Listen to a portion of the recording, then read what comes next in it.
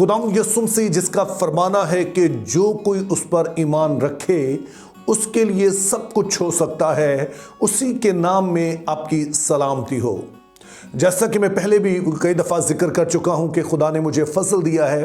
कि जो Bible school हैं, सेमिनरीज हैं, उनमें मैं तालीमी खिदमत जो है वो सर अंजाम देता हूं। एक लेक्चरर के तौर पे वहां मैं खिदमत करता हूं और चूंकि मेरा जो फील्ड है वो बिब्लिकल स्टडीज़ है, बिब्लिकल थियोलॉजी है, तो इसीलिए बाइबल मुक़द्दस की मुख्तलिफ किताबों को, मुख्तलिफ तरह का जो अदब है उसके बारे में मैं सेमिनरी में जब टीच करता हूं तो एक चीज़ जो मैं अक्सर अपने स्टूडेंट्स को बताता हूं वो ये है कि जो बाइबल का खुदा है वो मॉड गॉड है।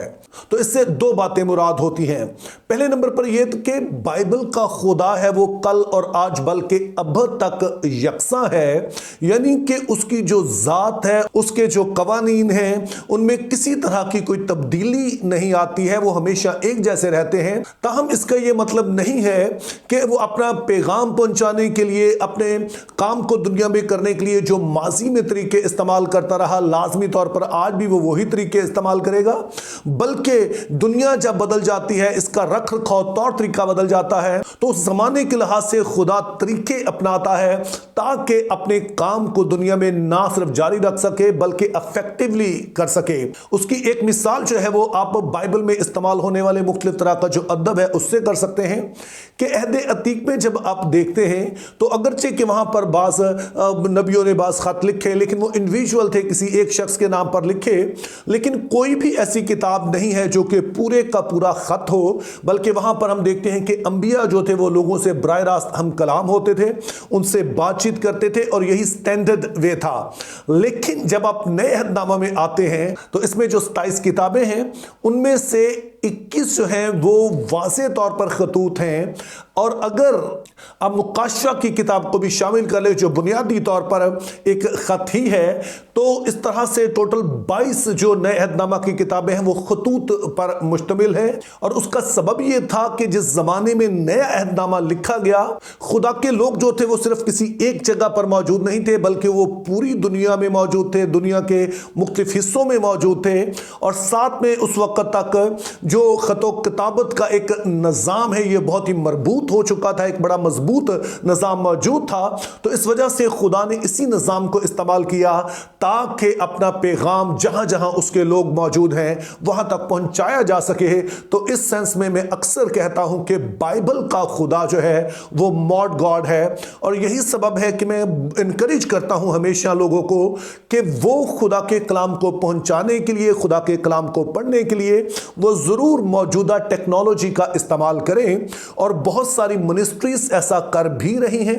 तो उसी में से एक छोटी सी मिनिस्ट्री खुद मेरी भी है, यानी कि आप देखते हैं कि YouTube पर जो मैं वीडियोस अपलोड करता हूं उसके जरिए से मैं हजारों लोगों तक डेली खुदा का कलाम पहुंचा पाता हूं। चूंकि ये एक टेक्नोलॉजी जो कि दुनिया में इस्तेमाल हो रही है, इसका इस्तेमाल हो रहा है और आप सभी घर बैठे इसको जो है वो यूज कर सकते हैं, इससे इस्तेफादा कर सकते हैं। और इसके साथ मैं दिल से खुदा का शुक्रगुजार हूं, बहुत सारी ऐसी मिनिस्ट्रीज हैं जो कि ऑनलाइन खिदमत सर अंजाम दे रही है, क्योंकि उनसे इस्तेफादा हासिल करने वाले लोगों की तादाद मिलियंस में है, बिलियंस में है, और खुदा उन्हें इस्तेमाल कर रहा है। और उन्हीं में से एक जो वेबसाइट है उसका नाम है बाइबल गेटवे। यह दरअसल दुनिया भर में सबसे बड़ी मसीही वेबसाइट समझी जाती है, यानी कि सबसे ज्यादा जो लोग राब्ता करते हैं, सर्च करते हैं, वो इसी वेबसाइट पर आते हैं। और इस वेबसाइट पर 70 जुबानों में 200 से ज्यादा बाइबल मुकद्दस के तराजुम जो है वो मौजूद हैं, और लोग इनसे इस्तेफादा हासिल कर रहे हैं। घर बैठे वो बाइबल्स पढ़ सकते हैं, और ये वाली रकावट किसी तरह से नहीं रही है कि जी किसी के पास बाइबल है या नहीं है, क्योंकि ये एक ऐसी वेबसाइट है कि अगर कोई बाइबल पढ़ना चाहे तो वो सिर्फ अपने फ़ोन पर, अपने लैपटॉप पे वो बड़ी आराम से पढ़ सकता है। और जाहिर है इससे फ़ायदा उठाने वालों में जहाँ पर बहुत सारे मसीही शामिल हैं, वहाँ बहुत सारे गैर मसीही भी हैं जो कि शायद बाइबल्स अपने पास नहीं रख सकते हैं, लेकिन इस वेबसाइट के जरिए से वो घर बैठे बगैर किसी रुकावट के बाइबल मुकद्दस को पढ़ सकते हैं और खुदा के कलाम को अपनी जिंदगी में ले सकते हैं। तो पिछले दिनों में जब मैं भी इसी वेबसाइट पर यानी बाइबल गेटवे पर कुछ सर्च कर रहा था तो मेरी नजर से एक आर्टिकल गुजरा जिसमें उन्होंने बताया कि पिछले साल में यानी कि सन 2024 में कौन सी ऐसी 100 आयत हैं यानी टॉप 100 वर्सेस हैं जो दुनिया भर में मुख्तलिफ जुबानों के लोगों ने इस वाली वेबसाइट पर सर्च की। और ये मेरे लिए काफी दिलचस्पी की बात थी और मैंने भी चाहा कि मैं जरूर इस बात को आपके साथ शेयर करूं कि गुज़श्ता साल में कौन सी ऐसी आयत हैं जो कि दुनिया भर में सबसे मकबूल रही, जिनको लोगों ने सबसे ज्यादा पढ़ा या सबसे ज्यादा तलाश किया। और जाहिर है हमारी वीडियो में इतना टाइम नहीं होता है कि हम इन 100 आयत को पढ़ सकें, लेकिन मैं आपके लिए सिर्फ टॉप 10 वर्सेस जो है वो पढ़ना चाहता हूं। और फिर इस वीडियो के आखिर में हम इस बात पर गौर करेंगे कि कौन सा एक नुक्ता है, कौन सी एक ऐसी बात है जो सारी आयत में मुश्तरक है, जो आज के लिए हमारा मेन पैगाम होगा। और मैं ईमान रखता हूं कि यह वीडियो आपके लिए बाइसे बरकत बनेगी। तो आइए इन आयत का जो है वो जायजा लेते हैं। तो बाइबल गेटवे की लिस्ट के मुताबिक जो आयत 10वें नंबर पर आती है, साम 91 वर्स 1, जिसके बारे में आप बखूबी जानते हैं कि जो हक ताला के पर्दा में रहता है वो कादरे मुतलिक के साया में सुकूनत करेगा। और जो 9वें नंबर पर आयत आती है वो भी इसी जबूर की है, यानी कि जबूर 91 और अब की बार इसकी 11 आयत है, यानी साम 91 वर्स 11, जिसमें हम पढ़ते हैं कि वो तेरी बाबत अपने फरिश्तों को हुक्म देगा ताकि वो सब राहों में तेरी हिफाजत करें।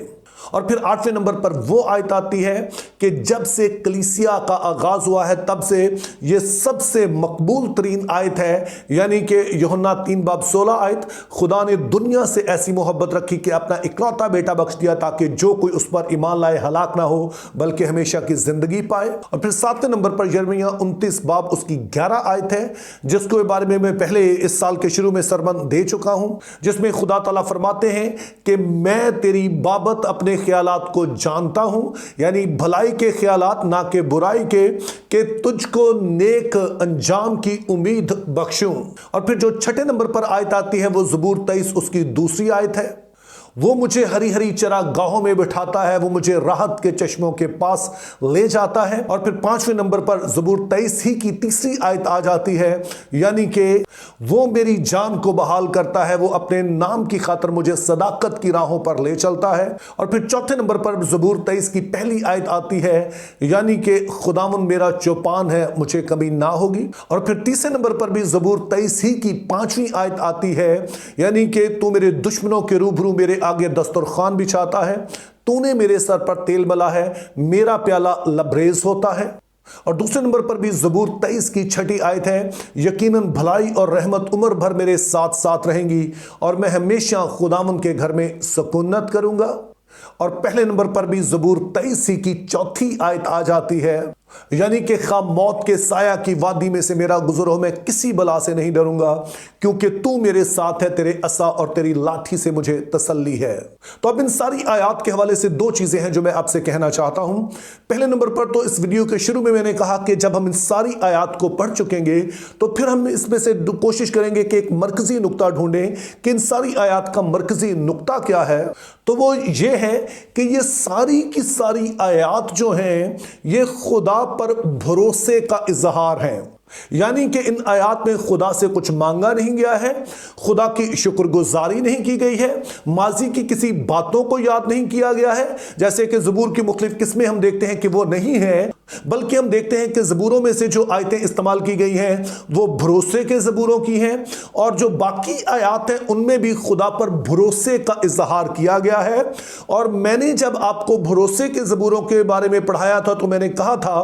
कि ये वो ज़बूर होते हैं जिनको रूहानी जंग के लिए इस्तेमाल करते हैं, यानी कि जब आप किसी तरह से स्पिरिचुअल वॉरफेयर में से गुजर रहे होते हैं तो ये वो आयत होती हैं कि जो आपको तकवीत देती हैं। जब आप दुआ में इनको ऊंचा बोलते हैं या वैसे आप इनको बोलते हैं तो आपके अंदर से रूहानी कुव्वत उठती है। और इब्लीस जो है वो सबसे ज्यादा इसी बात से डरता है कि जो भी सिचुएशन आपके गिर्द हो उन सभी में बजाय इसके कि आप डामाडोल हो जाएं, बजाय इसके कि आप जो है वो बिखर जाएं, बजाय इसके कि आप ईमान तरक कर दें, जब इन सारे हालात में आप अपने भरोसे का खुदा पर इजहार करते हैं तो फिर आप देखते हैं कि ये आयत आपके लिए वाकईतन हथियार बन जाती है, रूह की तलवार बन जाती हैं। तो इसीलिए मैं आपसे कहूंगा कि जरूर आप इन आयात को याद करें और ये आपके लिए रूहानी जंग का बेहतरीन हथियार इस्तेमाल होगी। और दूसरी बात जो इन आयात में हमने नोट की कि पहली जो 6 आयात हैं वो सारी की सारी ज़बूर 23 से ली गई हैं, क्योंकि उसमें आयात ही 6 हैं, जो कि हमने देखा कि एक तरतीब में नहीं है, जिससे हमें यह समझ आती है कि लोगों ने मुख्तलिफ जो अपनी जिंदगी के पहलू हैं उनके लिए जब उन्होंने रहनुमाई लेना चाहिए या तसल्ली पाना चाहिए तो इसी ज़बूर से उन्होंने पाई है। तो यही सबब है कि एक पाकरू ने मेरे दिल में यह बात डाली है कि आने वाले हफ्ते में हम इन्हीं आयात पर गौर करेंगे और एक एक आयत पर जब हम गौर करेंगे तो मेरा ईमान है कि इस ज़बूर को हम और गहराई में समझ पाएंगे। जो मुख्तलिफ आयात हैं इनके पीछे जो अहम रूहानी असूल हैं उनको समझेंगे और मैं ईमान रखता हूं कि ये आपके लिए बाबरकत होंगे। ये आपको ऐसा हथियार फ्राहम करेंगे कि आपकी ज़िंदगी की जो भी सिचुएशन हो उसमें आप इन आयात को इस्तेमाल कर सकेंगे और खुदा उसमें आपको बढ़ाएगा। तो मेरी दुआ है कि जैसे खुदाम यीशु मसीह ने कहा कि जो ईमान रखे उसके लिए सब कुछ हो सकता है, तो आपको भी खुदा फजल दे, मुझे भी फजल दे कि हम तमाम तर हालात में उस पर भरोसा कर सकें, उस पर ईमान रख सकें, उसमें कायम रह सकें। क्योंकि जब हम ऐसा करेंगे तो फतह से हमें कोई नहीं रोक सकता है, क्योंकि जो ईमान रखता है उसके लिए सब कुछ हो सकता है। Think biblically, live purposefully, have a very good day.